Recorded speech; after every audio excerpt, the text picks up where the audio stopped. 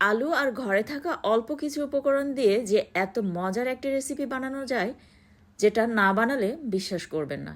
আসসালামু আলাইকুম এভরিওয়ান, সবাই কেমন আছেন? আশা করছি সবাই অনেক বেশি ভালো আছেন। আলু দিয়ে তো আমরা বিভিন্ন ধরনের রেসিপি বানিয়েছি, বাট এটা আমার কাছে বেস্ট মনে হয়েছে।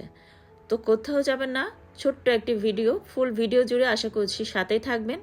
রেসিপি ভালো লাগলে চ্যানেলটি সাবস্ক্রাইব করে সাথেই থাকবেন, আর ভিডিওতে একটি লাইক দিতে ভুলবেন না। আর অবশ্যই পরিবার পরিজনদের মাঝে ভিডিওটি বেশি বেশি শেয়ার করে দেবেন। ভিউয়ার্স, আমি একটি মিক্সিং বলে 2টি আলু আমি এভাবে কেটে নিয়েছি, দেখতে পাচ্ছেন। তো এটা কেটে নিয়ে কিন্তু আমি লবণ পানিতে ভিজিয়ে রেখেছিলাম প্রায় 10 মিনিটের মতো। তারপর খুব ভালোভাবে ধুয়ে নিয়েছি।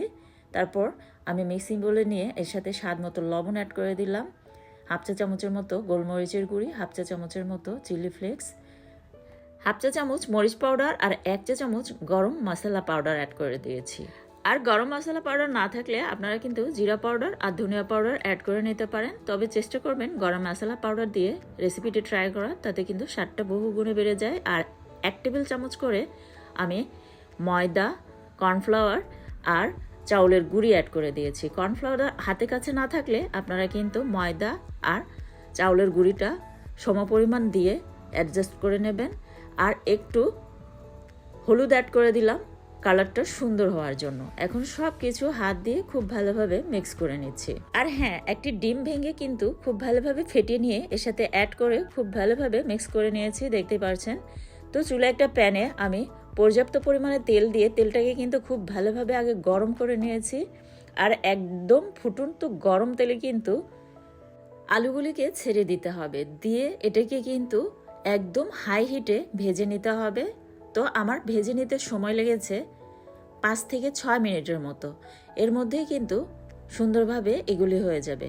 আর এটার উপরের সাইডটা একদমই ক্রিস্পি হবে আর ভিতরের সাইডটা জুসি, যেটা খেতে ভীষণ মজার। আপনারা অবশ্যই এভাবে একবার বানিয়ে খেয়ে দেখবেন। আর একবার বানিয়ে খেলে কিন্তু এটার প্রেমে পড়ে যাবেন, এতটাই মজার। আসলে পার্সোনালি আমার কাছে এটা অনেক ভালো লেগেছে, আর আমার বাচ্চারাও কিন্তু এটা অনেক বেশি পছন্দ করেছে। আর ফ্রেঞ্চ ফ্রাইজ বানিয়ে নিতে কিন্তু একটু লং টাইমের ব্যাপার। আর আমরা কিন্তু ফ্রেঞ্চ ফ্রাইজের পরিবর্তে এইভাবে ফ্রেঞ্চ ফ্রাইজ বানিয়ে নিতে পারি একদম সহজ পদ্ধতিতে আর কম সময়ে। আর খেতেও কিন্তু ফ্রেঞ্চ ফ্রাইজের চাইতে এটা আমার কাছে বেশি মজার মনে হয়েছে। তো প্রথম ব্যাচ ভেজে নিলাম, প্রায় 6 মিনিটের মতো সময় লেগেছে। তো দ্বিতীয় ব্যাচটা আমি আবার ঠিক একই প্রসেসে ভেজে নিচ্ছি। আর অবশ্যই একটু পরপর কিন্তু উল্টে পাল্টে দিতে হবে, আর খেয়াল রাখতে হবে যাতে পুড়ে না যায়।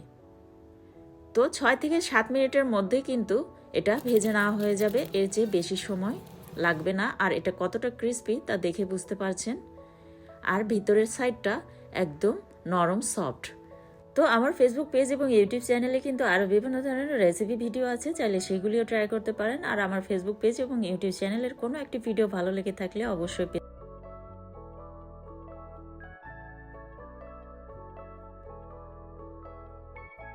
আর আপনাদের এই একটি শেয়ার কিন্তু আমাকে সামনে এগিয়ে নিয়ে যেতে অনেকটাই সাহায্য করবে। আর কমেন্ট বক্সে কমেন্ট করতে জানাতে বলবেন না। তো পরবর্তী রেসিপি দেখার আমন্ত্রণ জানিয়ে বিদায় নিচ্ছি। ধন্যবাদ সবাইকে।